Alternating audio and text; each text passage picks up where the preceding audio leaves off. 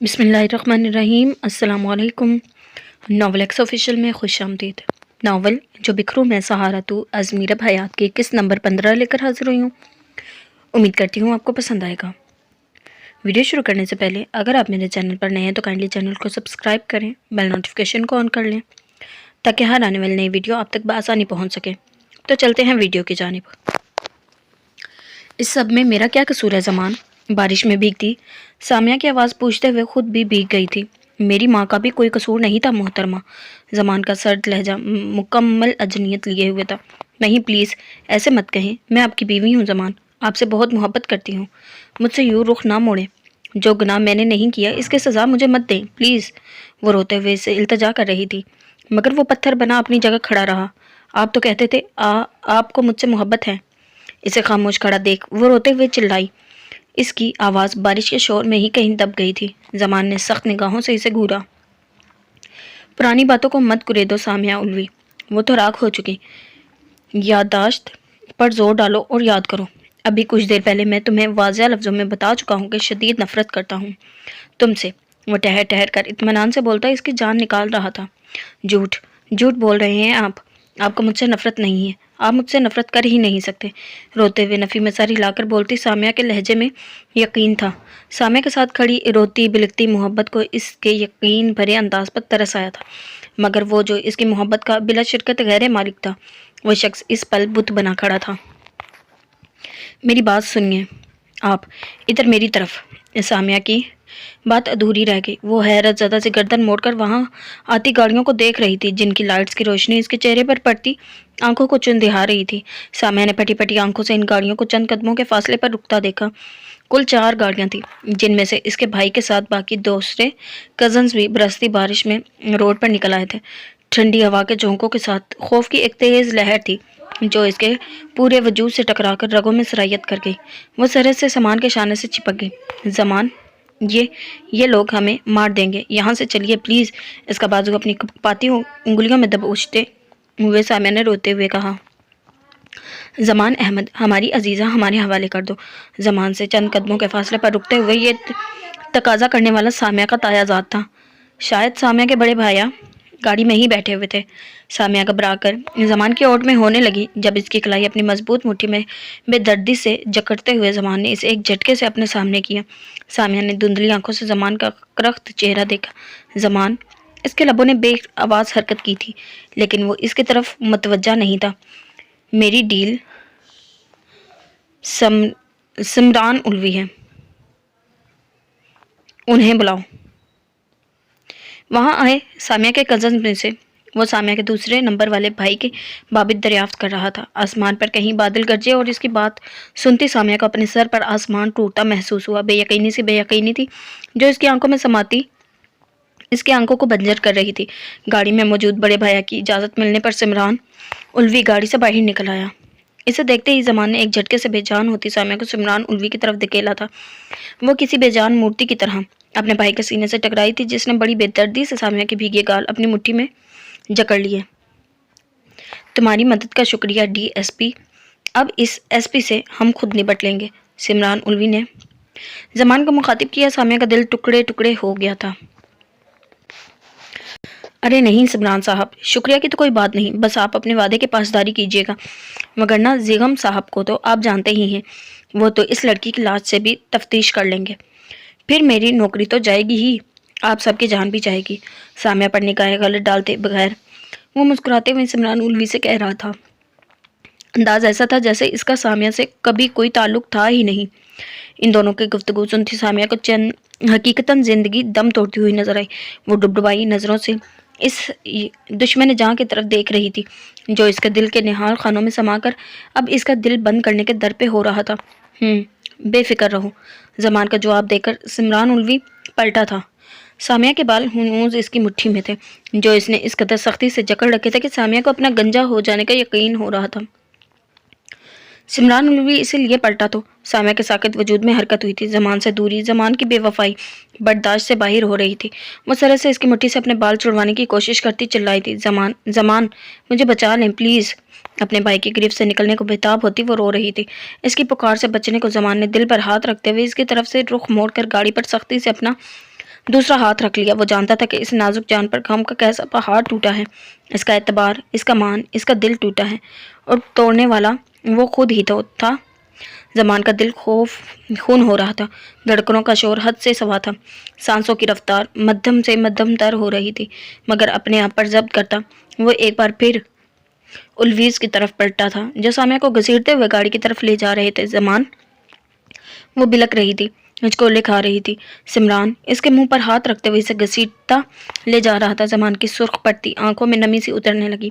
Zaman, I love you زمان، زمان میری محبت پر ترس کھا لیں۔ سامیہ آپ سے محبت کرتی ہے، مجھ پر رحم کریں زمان، وہ سسکتے ہوئے اپنی پوری طاقت لگا کر کہہ رہی تھی۔ اس کے چلانے پر بارش کے شور سمیت اس کی بھیگی ہوئی آواز زمان کی سماعتوں میں اترتی اسے مکمل توڑ گئی تھی۔ اسے اپنے اندر باہر سناٹے پھیلتے محسوس ہوئے، جاتے جاتے کیسا گہرا وار کر گئی تھی وہ، کس طرح اسے بے دام کر گئی تھی۔ کوئی شکوہ، کوئی شکایت، کوئی الزام نہیں، بس اپنی محبت کا تھپڑ تھا جو وہ اس کے منہ پر مار گئی تھی۔ جبکہ سامیہ کے اس بے خوفی سے کیے گئے اظہار پر سمران الوی نے اس کے گال پر ایک زوردار تھپڑ مارتے ہوئے اسے گاڑی میں دھکا دیا تھا۔ چپ کر بے غیرت، اس کی گردن دباتے ہوئے سمران دھیمی آواز میں گرایا تھا۔ سامیہ کو اپنے سر پر موت کے فرشتے نظر آنے لگے۔ بن پانی کی مچھلی کی مانند تڑپتی وہ پلٹ کر گاڑی کے پچھلے شیشے سے دور کھڑے زمان کو دیکھنے لگی، جو شیشہ بھیگا ہونے کی وجہ سے سیاہ رات میں تاریک سڑک پر کھڑا پتھر کا کوئی مجسمہ لگ رہا تھا، جس پر سردی کی اس بارش کا کوئی اثر نہیں ہو رہا تھا۔ گاڑی سٹارٹ ہو چکی تھی، جس کے چلتے ہی سمران الوی نے اس کا گلا دبوچنے کو اپنا بھاری ہاتھ بڑھایا تھا، مگر زمان کو خود سے دور ہوتا دیکھ وہ اپنی ہوش و آواز کھوتی چلی گئی تھی۔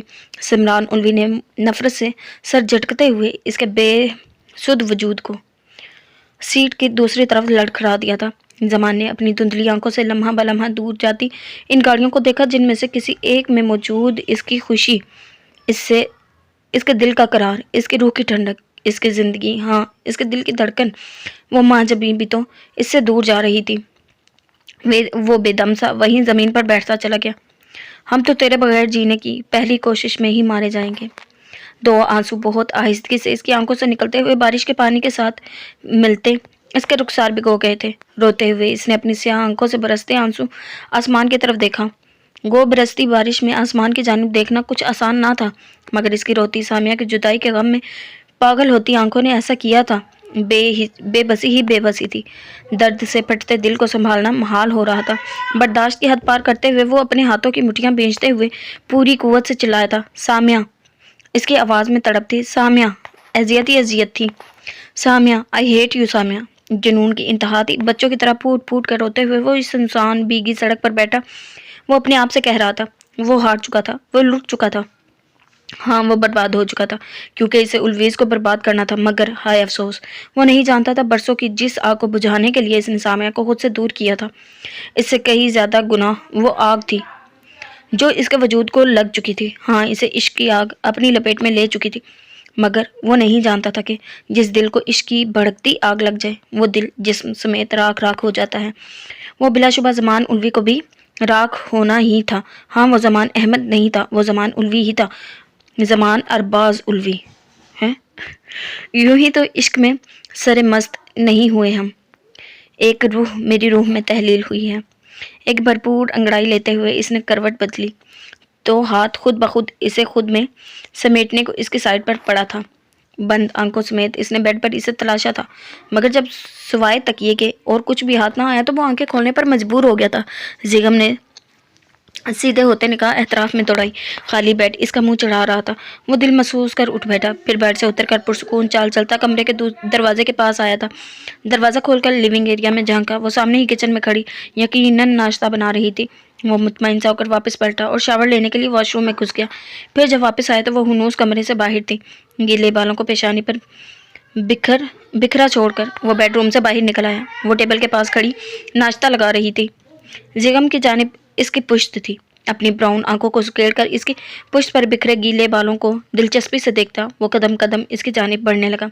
لبوں پر دھیما تبسم بکھرا ہوا تھا۔ ٹیبل پر جھکی نشال اس کی آہٹ پا کر ایک پل کو اپنی آنکھیں مینچ گئی۔ तनफ्फुस तेज से तेज तर होने लगा था। इसने बेइख्तियार लंबा सांस लिया। वो इसके सर पर पहुंच चुका था, मगर इसने पलट कर देखने की कोशिश नहीं की थी।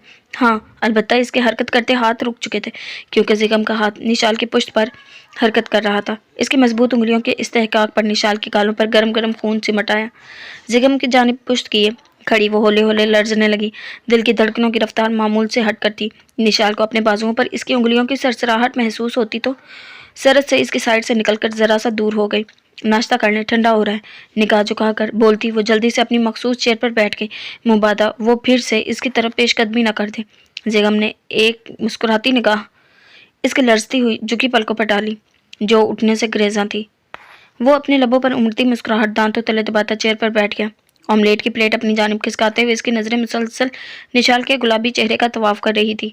इसकी निगाहों के इर्तिकाज से लाल होती वो टेबल की सतह पर निगाहें मरकूज करते हुए अपने लिए कप में चाय उंडेलने लगी।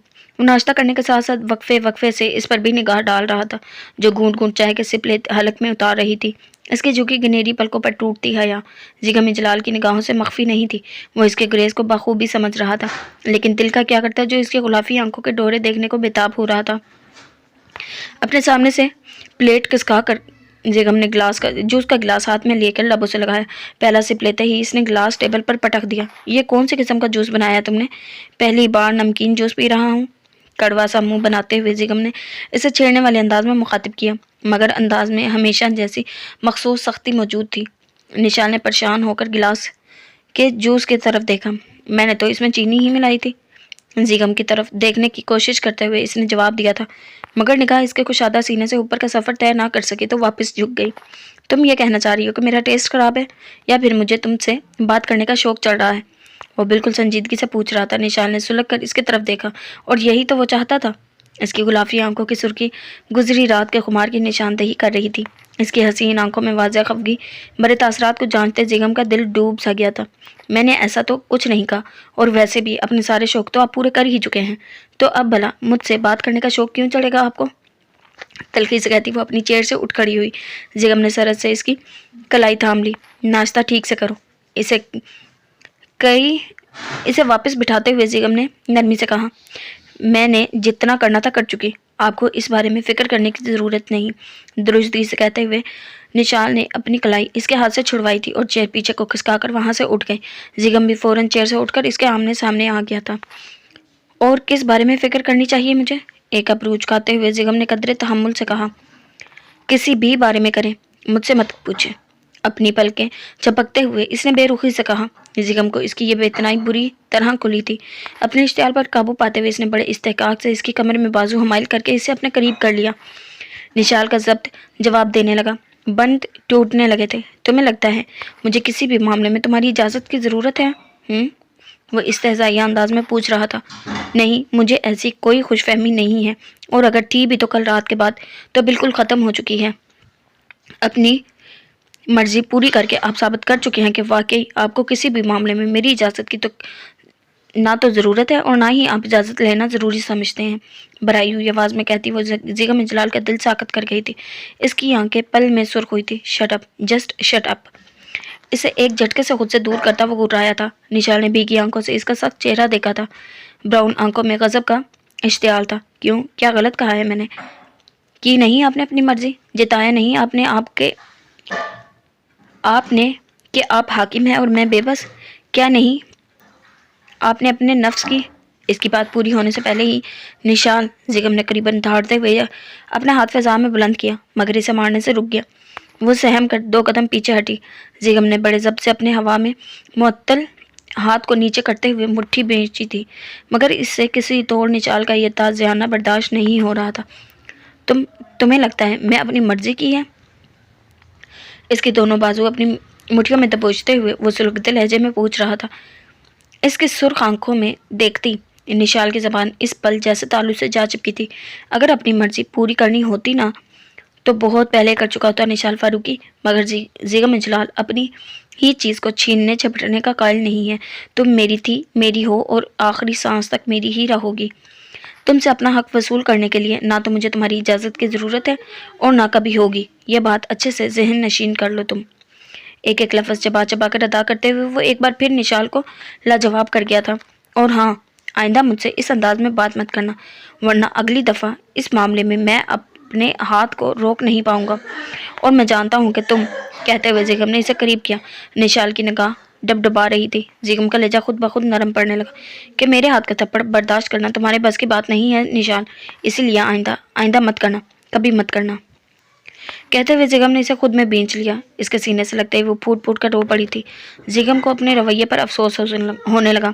اس نے نرمی سے روتی ہوئی نشال کی پشت سہلائی۔ ہمیشہ میں ہی کیوں غلط ہوتی ہوں؟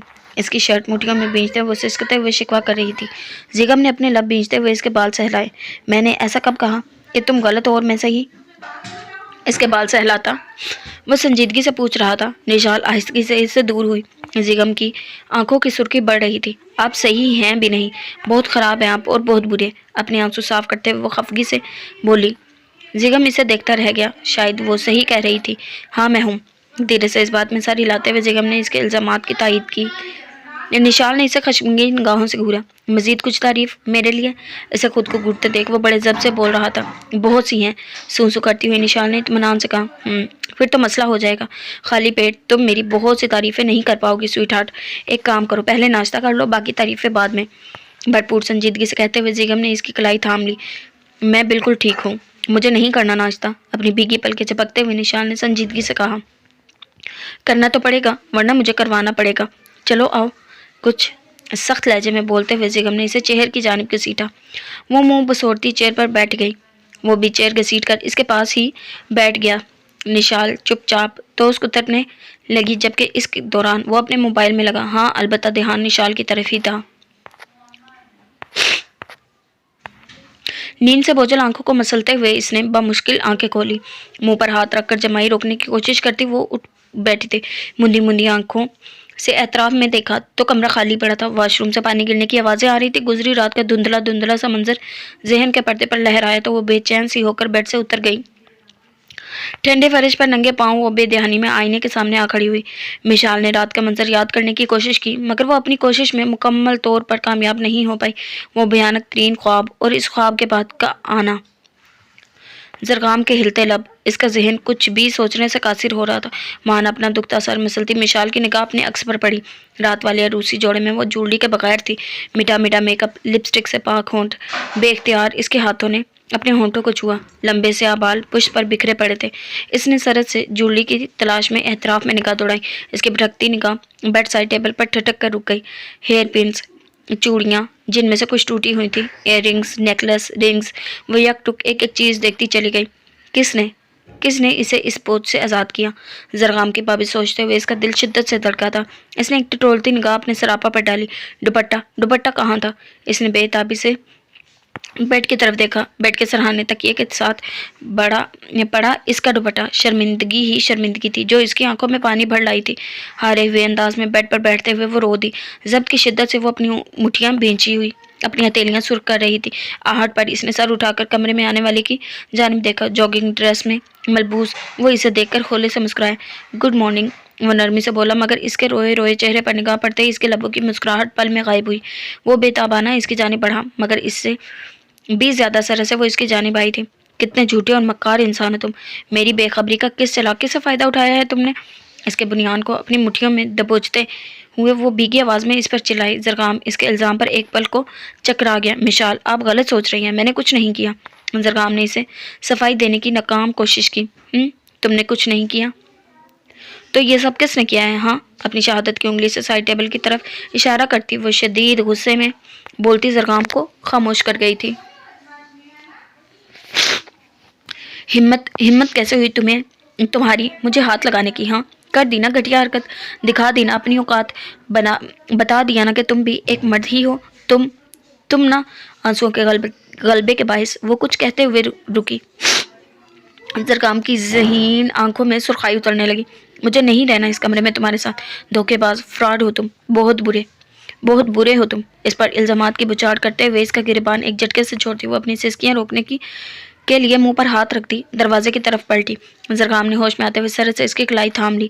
میری بات سنیں آپ، اس کا رخ اپنی جانب موڑتے ہوئے اپنی پلکیں چپکاتے ہوئے بولا، شاید آنکھوں میں اترتی سرخی چھپانا چاہتی تھی۔ مشال اس کے ہاتھ تھام لینے پر تڑپ اٹھی۔ چھوڑو میرا ہاتھ ورنہ ایسے شور مچا کر سب کو اکٹھا کر لوں گی۔ وہ ذہنی ہونے لگی۔ Stop it Mishal, just stop it please. اسے زور آزمائی کرتے دیکھ زرگام نے دھیمی آواز میں مگر سنجیدہ آواز میں کہا تھا۔ ایک جھٹکے سے اپنے قریب کر لیا۔ اس کے بال سیاہ لمبے آگے کی جانب آتے ہوئے زرگام کے کشادہ سینے کو مس کر رہے تھے۔ میں نے آپ کے ساتھ ایسا ویسا کچھ نہیں کیا، صرف آپ کی چوڑی کے ساتھ اس بوجھ سے آزاد کیا تھا جس کی وجہ سے آپ بے آرام ہو رہی تھی۔ اس کی بھیگی آنکھوں میں جھانکتے ہوئے سنجیدگی سے بولتا وہ اسے سمجھانے کی کوشش کر رہا تھا۔ ہاں تو کیوں ہاتھ لگایا تم نے مجھے؟ کوئی بے آرام نہیں ہو رہی تھی میں۔ بات یہ ہے کہ تم مردوں کی نیت میں ہی فطور ہوتا ہے۔ تم مرد ذات عورت کو ہاتھ لگانے کا بہانہ ڈھونڈتے ہو اور تم اب جولی کا بہانہ بنا رہے ہو، اور اگر جولی ہی اتارنی تھی تو وہ بولتے بولتے اٹکتی خاموش نگاہوں سے اس کی جانب دیکھتا زرگام اپنے لب سختی سے بھینچے کھڑا تھا۔ تو میرا میک اپ کیوں خراب کیا تم نے؟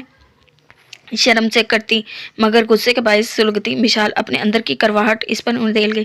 اس کی سوچ کی پستی پر تکلیف میں گھرتا وہ دکھ سے نچلا لب اپنے دانتوں میں دبا گیا۔ اتنی شدت سے اسے اپنے حلق میں نمکین خون کا ذائقہ محسوس ہوا۔ زرگام نے آہستگی سے اپنے ہاتھ کی مٹھی میں مقید اس کی کلائی چھوڑ دی، جبکہ اپنے اندر کی آگ میں اسے جھلسا کر وہ اب کچھ ٹھنڈی ہوتی نظر آ رہی تھی۔ وہ ایک قدم بڑھا کر بیڈ سائڈ ٹیبل پر جھکا تھا اور ایک طرف سے کچڑ مچڑ ہوئے 2-3 ٹیشوز پیپر اٹھا کر اس کی نظروں کے سامنے کیے۔ مشال نے کچھ حیران نگاہوں سے ان ٹیشو پیپرز کو دیکھا۔ یہ ان ٹیشو سے صاف کی تھی آپ کی؟ وہ کہتے ہوئے پلکیں چکا گیا تھا، جیسے اپنی صفائی دینا محال ہی تو تھا۔ آپ کی لپسٹک، آپ کا میک اپ صاف کیا تو خراب نہیں کیا تھا۔ کہتے ہوئے جانے کیوں اس کی آواز حد سے زیادہ بھاری ہو گئی تھی۔ مشال کو شدت سے کچھ غلط ہونے کا احساس ہو رہا تھا، اور وہ دوپٹہ آپ نے خود نیند میں اتار دیا تھا اور میں تبھی روم سے باہر چلا گیا تھا۔ ٹہر ٹہر کر بولتا وہ اس پل جیسے پل سے رات سے گزر رہا تھا۔ مشال کے لبوں پر کفل سے پڑ گئے تھے۔ اسے خاموشی سے اپنی جانب دیکھتا پا کر وہ دوبارہ گویا میرا خیال ہے کہ اب آپ کی غلط فہمی دور ہو گئی ہوگی۔ باقی مجھے اس بات کا بہت افسوس ہے کہ میں اب تک آپ کا اعتبار نہیں جیت پایا۔ افسردگی سے کہتا وہ آخر میں ہولے سے مسکرایا۔ البتہ اس کی لال بوٹی ہوتی براؤن آنکھوں نے اس کی مسکراہٹ کا ساتھ نہیں دیا تھا۔ مشال کو لگا اس کے اندر کہیں کچھ ڈوب سا گیا ہے۔ اپنی بات مکمل کر کے وہ رکا نہیں تھا، پلٹا تھا اور تیزی سے واش روم میں گھس گیا۔ مشال وہیں بیٹھتی چلی گئی۔ آنکھیں دھواں دھواں ہو رہی تھی، دل کی حالت حد سے سوا تھی۔ بے بسی اور قرب کی انتہا پر جاتی مشال نے اپنا سر ہاتھوں میں تھام لیا، جبکہ دوسری جانب زرگام اکرام کی دلی حالت بھی کچھ مختلف نہ تھی۔ واش بیسن پر جھکا وہ اپنی تیزی سے دھڑکتے دل کو سنبھال رہا تھا۔ پلکوں پر ہلکی ہلکی نمی اتر رہی تھی، جسے گالوں پر بہنے سے روکنے کے لیے اس نے سرد سے پانی کے 2-4 چھپاکے منہ پر مارے تھے۔ اندر کی جلن بڑھ رہی تھی مگر ضبط کرنے پر مجبور تھا۔ ہاں وہ مجبور تھا، اسے مجبور ہونا ہی تھا، کیونکہ اسے مشال فاروقی سے محبت تھی۔ وہ اس محبت میں بہت پہلے ہی دل کے سامنے گھٹنے ٹیک چکا تھا، مگر اب تو سر سجدے میں تھا۔ تو بھلا اب وہ کیسے اس محبت سے دامن بچا سکتا تھا؟ یہ اس کی رگوں میں خون کے ساتھ گردش کر رہی تھی۔ حیران تو وہ خود بھی تھا، پریشان تو وہ خود بھی تھا۔ کیسے، کس قدر سرد سے، کس انتہا کی پھرتی سے محبت نے اس کے وجود میں پنجے گاڑے تھے۔ وہ پھڑپڑا بھی نہ سکا اور مشال فاروقی کا غلام ہوتا چلا گیا۔ ہاں وہ اس کا غلام ہی تھا، کیونکہ اس کے دل پر وہ بلا شرکت گہرے راج کرتی تھی۔ مشال بھلے ہی اس سے بے رخی برت لیتی، مگر زرگام اکرام کو اس سے ناراض ہونے کا حق نہیں تھا۔ اسے مشال سے منہ پھیر لینے کی اجازت تھی ہی نہیں، کیونکہ زرگام کے دل نے اسے ایسا کوئی حق، ایسی کوئی اجازت دی ہی نہیں تھی۔ اپنی آنکھیں مسلتے وہ ہولے سے مسکرایا۔ براؤن کانچ میں درد الکورے لے رہا تھا، مگر ٹاول سے منہ صاف کرتا وہ واش روم سے باہر نکلا۔ کمرے میں آتے ہی نگاہ نے اسے تلاشا۔ وہ ہنوز بیڈ کی پائنتی پر بیٹھی اپنی ہتھیلیوں کو گور رہی تھی۔ چھوٹے چھوٹے قدم اٹھاتا وہ اس کے قریب آیا تھا، پھر آہستگی سے اس کے پاس بیٹھ گیا۔ لیکن مشال نے اپنی نگاہ کا زاویہ نہیں بدلا تھا۔ مشال، زرگام نے اسے نرمی سے پکارا۔ اس کا نرم لب و لہجے پر مشال کو پھوٹ پھوٹ کر رونا آیا۔ ادھر دیکھیے میری طرف۔ اسے یوں ہی سر جھکائے بیٹھے دیکھ زرگام نے آہستگی سے کہا۔ اپنے لب کچلتے ہوئے مشال نے ذرا سا سر اٹھا کر اس کی جانب دیکھا۔ آنکھوں میں اس کی ناراضگی کا خوف تھا، مگر زرگام کے لبوں پر سجی نرم مسکراہٹ دیکھ کر وہ خوف جانے لگا۔ آپ ابھی تک یہاں کیوں بیٹھی ہیں؟ چینج کیوں نہیں کیا؟ وہ بڑی نرمی اور توجہ سے پوچھ رہا تھا، ایسے جیسے کچھ دیر پہلے مشال نے اسے کچھ کہا ہی نہیں۔ اس کے سوال پر مشال نے چہرے پر آتے بالوں کو کان کے پیچھے روسا۔ کر لیتی ہوں تو تم، وہ کچھ کہنا چاہتی جب زرگام بول پڑا۔ اوکے آپ چینج کر لیں، میں آپ کے لیے ناشتہ بھجوا دیتا ہوں، کہہ کر وہ اس کے پاس سے اٹھ کھڑا ہوا۔ مشال بھی اپنا لہنگا سنبھالتی کھڑی ہوئی، جبکہ وہ اب اسی بنیاد پر شرٹ پہن رہا تھا۔ شرٹ کے اوپری بٹن کھلے چھوڑ کر وہ باقی کے 2-3 بٹن بند کرتا کندھے پر کالج بیگ ڈال چکا تھا۔ اور تم؟ مشال نے اس کے ناشتے کی بابت دریافت کیا تھا۔ چہرے پر خفت چھائی ہوئی تھی۔ میں کافی لیٹ ہو چکا ہوں، کالج میں ہی کر لوں گا، مسکرا کر کہتے ہوئے وہ دروازے کی طرف بڑھا۔ اسے جاتا دیکھ مشال کے دل میں چبھن سی اٹھی۔ تم کالج جا رہے ہو؟ وہ ڈور نوب گھما رہا تھا جب مشال کے سوال پر اس کی طرف پلٹا۔ جی آپ کیوں پوچھ رہی ہیں؟ کوئی کام تھا آپ کو؟ وہ بڑے نارمل انداز میں پوچھ رہا تھا۔ مشال کو اس کا یہ انداز شرمندگی کی اتھاہ گہرائیوں میں پھینک چکا تھا۔ نہیں وہ تم ایسے جب کوئی بات نہ بن پڑی تو مشال نے اس کے حلیہ کی طرف اشارہ کیا۔ اس کی بوکھلاہٹ پر وہ کھل کر مسکرائے۔ اٹس فائن، میں اکثر ایسے ہی چلا جاتا ہوں، ہلکے پھلکے انداز میں کہتے ہوئے اس کے کندھے اچکائے۔ پھر چند سیکنڈ مشال کے بولنے کا انتظار کرتا رہا، مگر جب وہ خاموش کھڑی رہی تو مڑا اور کمرے سے باہر نکل گیا۔ مشال نے دھندلی نظروں سے بند ہوتے دروازے کو دیکھا تھا۔ وہ ناراض کیوں نہیں تھا؟ اس سوال نے اس کے اندر پوری شدت سے سر ابھارا تھا، مگر جواب دینے والا جا چکا تھا۔ وہ اپنے لب کاٹتی ڈریسنگ روم کی طرف بڑھ گئی تھی۔ ایک بات پوچھوں نانا جان؟ ان کے ساتھ بیٹھی وہ اپنی انگلیاں مروڑتے ہوئے بولی۔ عبدالرحمن فاروقی صاحب نے گردن موڑ کر اس کی جانب دیکھا جس کی آنکھوں میں الجھن تھی۔ ضرور، انہوں نے نرمی سے کہا۔ ان کی اجازت ملنے پر مشال نے تمہید باندھنے کو ایک گہرا سانس لیا۔ اگر ہم کسی کو ہرٹ کریں لیکن وہ شخص ظاہر نہ کرے کہ اسے برا لگا ہے تو کیسے پتہ چلے گا کہ وہ ہم سے ناراض ہے؟ ان کی جانب دیکھتے ہوئے مشال نے فکر مندی سے پوچھا۔ اس کے سوال پر وہ ہولے سے مسکرائے۔ اگر آپ کسی کو ہرٹ کریں اور وہ ظاہر نہ کرے کہ اسے برا لگا ہے تو اس کا مطلب یہی ہے کہ وہ آپ سے ناراض نہیں ہے بیٹے۔ آقا جان نے بڑی آسانی سے جواب دیا۔ لیکن اگر وہ ہو تو؟ مشال کو جیسے یقین تھا کہ زرغام ناراض ہے۔ ہو ہی نہیں سکتا۔ جو شخص آپ کے کڑوے رویے کو برداشت کر رہا ہے وہ ہرٹ ہوا ہے، لیکن پھر بھی آپ پر ظاہر نہیں کر رہا تو یقیناً وہ آپ سے ناراض نہیں ہے۔ مین پوائنٹ اس کی ناراضگی نہیں ہے مشال، مین پوائنٹ ہے اس کا ہرٹ ہونا۔ آغا جان نے ٹھہر ٹھہر کر ذرا تفصیل سے جواب دیا۔ تو پھر ایسے میں جس نے ہرٹ کیا اسے کیا کرنا چاہیے؟ اپنی گرہنی پلکیں چپکتے ہوئے مشال نے پھر توقف سے کہا۔ آغا جان نے جانچتی نگاہوں سے اس کا پریشان چہرہ دیکھا۔ تو پھر یہ کہ اپنے گزشتہ رویے کی بدصورتی کو کم کرنے کے لیے آئندہ اس شخص سے خوبصورتی سے بات کی جائے، اور بہترین حل یہی ہے کہ دوبارہ کبھی اس غلطی کو نہ دہرایا جائے۔ کہتے ہوئے آغا جان نے اپنی چائے کا سپ لبوں سے لگا لیا۔ بس، اور ابھی جو اسے دکھ ہوا اس کا کیا؟ مشال کی آواز میں حیرت تھی۔ وہ آغا جان کے جواب سے مطمئن نظر نہیں آ رہی تھی۔ تم نے کسی کو دکھ دیا ہے؟ اپنی مسکراہٹ دباتے ہوئے آغا جان نے نرمی سے کہا۔ مشال گڑبڑا گئے۔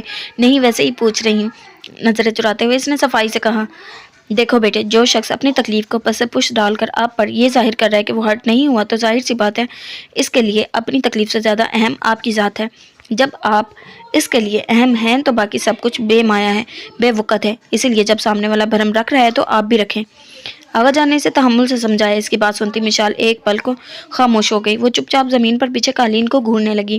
لیکن ایسا کیسے ممکن ہے ہم کسی کے لیے اس کی ذات سے بڑھ کر اہم ہو؟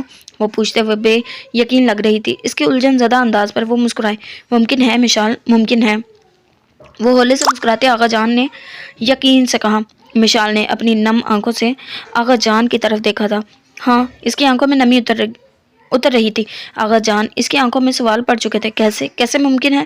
اس کی آنکھوں میں سوال پڑتے آغا جان کے لبوں نے حرکت کی تھی۔ محبت، آغا جان نے ایک لفظی جواب دیا۔ مشال کا دل دھک سے رہ گیا۔ اس کے ارد گرد جیسے گھنٹیاں سی بجنے لگی۔ دل کی دھڑکن پل میں تیز ہو رہی تھی۔ مشال، زرغام کی آواز پر وہ اچھل کر سیدھی ہوئی۔ یقیناً پہلی بار اسے دیکھ کر مشال کی ہارٹ بیٹ مس ہوئی تھی۔ ادھر کھلے دروازے سے اندر جھانکتا ہوا وہ بلا رہا تھا۔ سرخ و سفید رنگت اور رخساروں پر اس کی سنہری شیو۔ وہ اپنے انابی لبوں کو حرکت دیتے ہوئے اس کی طرف مخاطب تھا۔ اپنے دل پر ہاتھ رکھتے ہوئے مشال نے پلکیں چپکا دی۔ کیا بات ہے برخوردار، اتنی جلدی میں کیوں ہو؟ آغا جان کے سوال پر مسکراتے ہوئے اندر آ گیا۔ یہ یہاں بیٹھی اور وہاں ڈرائیور ان کا ویٹ کر رہا ہے۔ امو جان کا آرڈر ہے کہ آج بیوٹی پارلر چلی جائیں، ورنہ پھر دیر ہو جائے گی۔ آغا جان کے سامنے کاؤچ پر بیٹھتے ہوئے زرغام نے انہیں جواب دیتے ہوئے مشال کو بھی آگاہ کیا تھا۔ مشال نے اپنی لاپرواہی پر اپنے سر پر ہولے سے ہاتھ مارا۔ اسے یاد آیا کہ جب وہ آغا جان کے کمرے کی طرف آ رہی تھی تب شازمہ بیگم نے بڑے سرد لہجے میں اسے تھوڑی دیر بعد بیوٹی پارلر جانے کا کہا تھا، مگر اب تو تھوڑی سے کچھ زیادہ دیر ہو گئی تھی۔ وہ فوراً آغا جان کے پاس سے کھڑی ہوئی۔ جاؤ بیٹے، ویسے بھی دوپہر ڈھل رہی ہے، زیادہ دیر ہو گئی تو میرے معصوم پوتے کو اکیلے ہی اسٹیج پر بیٹھنا پڑے گا۔ مسکاتے لہجے میں مشال سے کہتے ہوئے انہوں نے زرگام کو چھیڑا۔ اس نے بے ساختہ کہکا لگایا جبکہ مشال اپنی جگہ سے پٹا گئی۔ وہ اس بات میں سر ہلاتی دروازے کی طرف بڑھی تھی، پھر اچانک رکی اور پلٹ کے زرگام کی طرف دیکھا جو آغا جان کی طرف متوجہ تھا۔ وہ زرگام کا نام لینے سے ہچکچائی۔ زرگام فوراً اس کی طرف متوجہ ہوا۔ تم چلو نا میرے ساتھ، مجھے ڈرائیور کے ساتھ نہیں جانا، انگلیاں مروڑ کر بولتی مشال نے جیسے اسے حکم دیا تھا۔ کمرے میں آتی شازمہ بیگم کی تیوریاں اس کے حکم پر چڑھ گئیں۔ یہ تم نے کیا تم لگا رکھی ہے؟ شوہر ہے تمہارا، عزت سے بات کرو۔ انہوں نے اندر آتے ہی مشال کو لتاڑا۔ آواز میں کڑواہٹ گلی ہوئی تھی۔ مشال نے گاہیں جھکا گئی جبکہ زرگام سیدھا ہوتے ہوئے کھڑا ہوا۔ اور ابھی تک کیوں نہیں گئی تم؟ بیوٹیشین ہے وہ، تمہاری نوکرانی نہیں کہ ابھی وہ بول ہی رہی تھی کہ زرگام جلدی سے بول پڑا۔ ارے امی آپ بھی نا، گھر میں اور بھی بہت کام ہے، آپ اس طرف سے بے فکر ہو جائیں۔ میں ہی چائے پینے کے لیے رک گیا تھا، ورنہ ہم تو جا ہی رہے تھے۔ کافی ویٹ نہیں ہوا ابھی، میں لے جا رہا ہوں۔ آپ خود کو ہلکان مت کریں، یہاں بیٹھیں اور آپ یہ پانی پئیں، نرمی سے بولتا وہ انہیں کندھے سے لگا کر سنگل صوفے پر بٹھا چکا تھا۔ پھر خود ہی ٹیبل پر رکھے جگ میں سے پانی گلاس میں اٹھیل کر گلاس انہیں تھما دیا۔ وہ چپ چاپ گھونٹ گھونٹ پانی پینے لگی۔ عبدالرحمن فاروقی صاحب نے شرارتی نظروں سے اس کی کارروائی پر اس کی جانب دیکھا۔ زرگام کی نگاہ ان کی مسکاتی نگاہوں سے ملی تو ان کی نگاہوں کی زبان سمجھ کر وہ مسکرا دیا، پھر خاموش کھڑی مشال کی طرف پلٹا۔ چلے مشال؟ وہ دھیمے لہجے میں پوچھ رہا تھا۔ مشال نے ہاں میں سر ہلاتے ہوئے باہر کی جانب قدم بڑھا دیے۔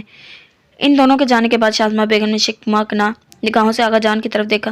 آپ دیکھ رہے ہیں پوتے کی دیوانگیاں؟ منہ بسوڑتی ہوئے ان سے مخاطب ہوئی۔ آغا جان نے معصوم سی شکل بناتے ہوئے اپنے کندھے اچکائے۔ بھائی میں کیا کر سکتا ہوں، بیوی ہے اس کی، انہوں نے غیر جانبداری سے کہا۔ بیوی؟ وہ ناگواری سے بڑبڑا کر رہ گئی۔ اب آ بھی جاؤ، کب سے ویٹ کر رہا ہوں، فون کان سے لگاتے وہ کچھ جھنجھلاتے ہوئے انداز میں بول رہا تھا۔ دوسری جانب نشال نے شاید اسے کچھ دیر مزید انتظار کرنے کو کہا تھا، جس پر وہ چڑ گیا تھا۔ تم 10 نہیں 20 منٹ لگاؤ، میں جا رہا ہوں، اب تمہیں ڈرائیور ہی لینے آئے گا، بیگم نے سرد لہجے میں کہہ کر کال کاٹ دی۔ پھر موبائل پاکٹ میں ڈال کر گاڑی کا دروازہ کھولا اور ڈرائیونگ سیٹ سنبھال لی۔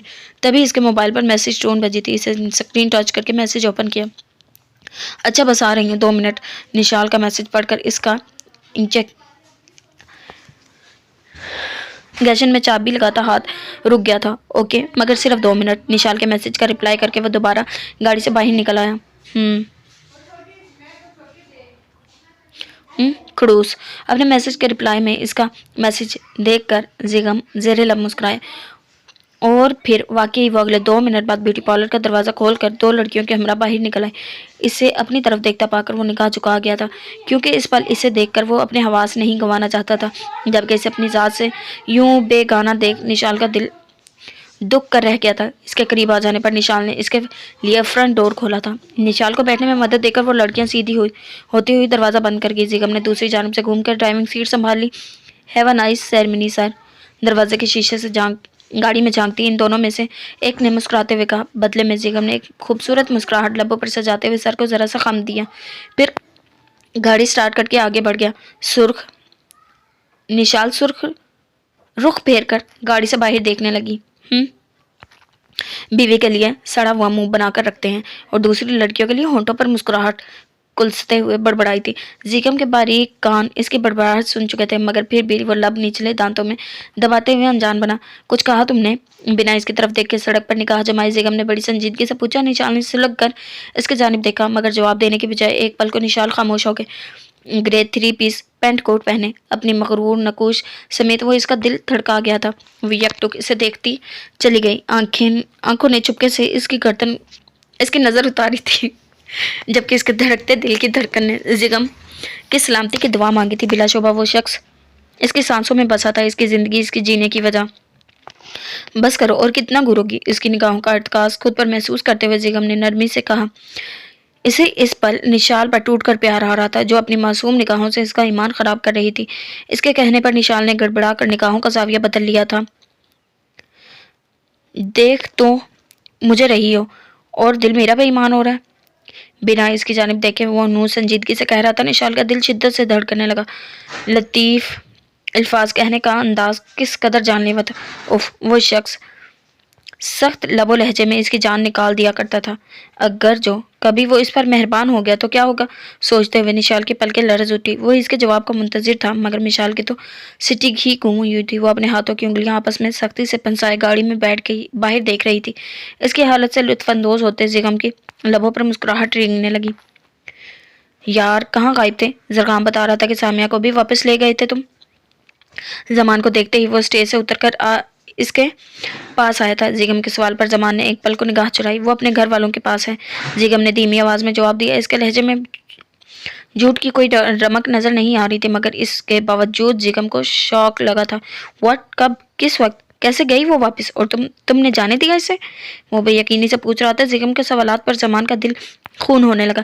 جی میری مرضی سے گئی ہے، اس کی مدر کی طبیعت کچھ ٹھیک نہیں تھی، میں تو ان سے ملوانے لے کر گیا تھا مگر اس کی فیملی نے اسے کچھ دن کے لیے روک لیا۔ زمان نے کچھ سچ میں زیادہ جھوٹ کی امیزش سمیت اسے جواب دیا۔ اور تم نے اسے رکنے دیا؟ Are you mad? تم جانتے نہیں ہو اس فیملی کو؟ اگر انہوں نے اسے کوئی نقصان پہنچا دیا تو؟ دھیمے لہجے میں بولتے زیغم کی آواز میں دبا دبا غصہ تھا۔ آئی کانٹ بیلیو دس۔ زمان تم اتنے لاپرواہ کیسے ہو سکتے ہو؟ اسے خاموش کھڑے دیکھ کر زیغم نے تعصب زدہ لہجے میں کہا، وہ لوگ اسے کوئی نقصان نہیں پہنچائیں گے، آئی نو۔ زمان نے یقین سے کہا۔ زیغم نے سخت نظروں سے اسے گھورا تھا۔ ہوپ سو، باقی تم کل صبح ہوتے ہی اسے واپس لے آنا، اگر اس کی فیملی کو کوئی مسئلہ کرے گی تو میں دیکھ لوں گا۔ کہتے ہوئے زیغم نے اس کی پیٹ تھپتھپائی تھی۔ زمان نے بڑی مشکلوں سے اس بات میں سر ہلایا۔ زمان بھائی، تبھی وہاں زرغام آیا تھا۔ زمان مسکراتے ہوئے اس کی طرف متوجہ ہو۔ جی بھائی کی جان کے دشمن؟ زمان نے چھیڑتے والے انداز میں اسے جواب دیا۔ زمان کے طرز خائی پر زرغام کہکا لگا کر ہنس دیا تھا۔ فی الوقت میں تو نہیں مگر میری نئی نویلی دلہن ضرور آپ کی دشمن ہو سکتی ہے اگر آپ نے ابھی جا کر اسے سامیہ بھابی کی ایک دم غائب ہو جانے کی متعلق نہ بتایا تو۔ زرغام نے مکمل طور پر سنجیدہ ہوتے ہوئے کہا۔ اس کی بات پر زمان کے لبوں پر کھیلتی مسکراہٹ ایک پل کو غائب ہوئی تھی، پھر اگلے ہی پل وہ زبردستی مسکرائے۔ دشمن وہ میری ہو رہی ہے اور آہیں تمہاری نکل رہی ہیں بیٹا، خیر تو ہے؟ شرارتاً پوچھتے ہوئے زمان نے اپنی ایک آنکھ دبائی۔ اس کے سوال پر زرغام نے بے چارہ سا منہ بنا لیا۔ ہائے کیا بتاؤں سامیہ بابو کے بارے میں پوچھنے کے لیے پچھلے 2 گھنٹوں سے میری دلہن صاحبہ میری نازک پسلیوں میں اپنی مضبوط کونی مارتی رہی ہیں۔ آہیں تو نکلیں گی نا، وہ بڑے ترہم امیز لہجے میں کہہ رہا تھا، جس پر زمان کہکا لگا کر ہنسا تھا، جبکہ زمان کے تاثرات نوٹ کرتے ہوئے زیغم نے مسکرانے پر اکتفا کیا تھا۔ یار حد ہے ویسے مبالغہ آرائی کہ تمہاری پسلیاں کمزور اور اس بیچاری کی کوہنی مضبوط، واہ ری تمہاری یہ مظلومیت۔ زمان نے ہنس کر کہتے ہوئے اس کے شانے پر مکہ مارا۔ زرغام ہنستا چلا گیا۔ اچھا چلے آئے نا میرے ساتھ، بتائے مشی کو ورنہ وہ رونا شروع کر دیں گی۔ اس کا بازو تھامتے ہوئے زرغام نے ہنستے ہوئے کہا، اوکے چلو۔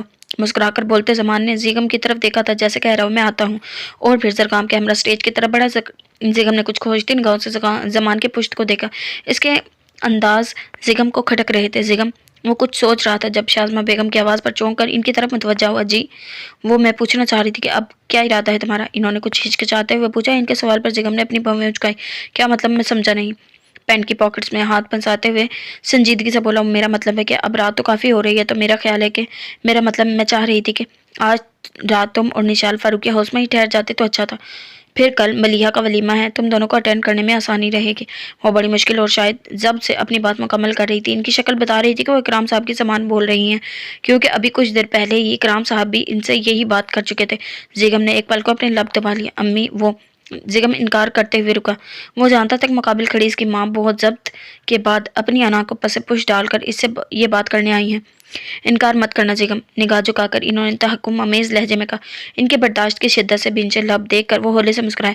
اگر آپ چاہتی ہیں تو ٹھیک ہے، آج کی رات ہم رک جائیں گے، قدرے نرم لہجے میں کہتے وہ ہولے سے مسکرائے۔ اس کے چہرے پر مسکراہٹ دیکھ تھوڑے سے فاصلے پر کھڑے اکرام صاحب بھی انہی کی طرف آئے تھے۔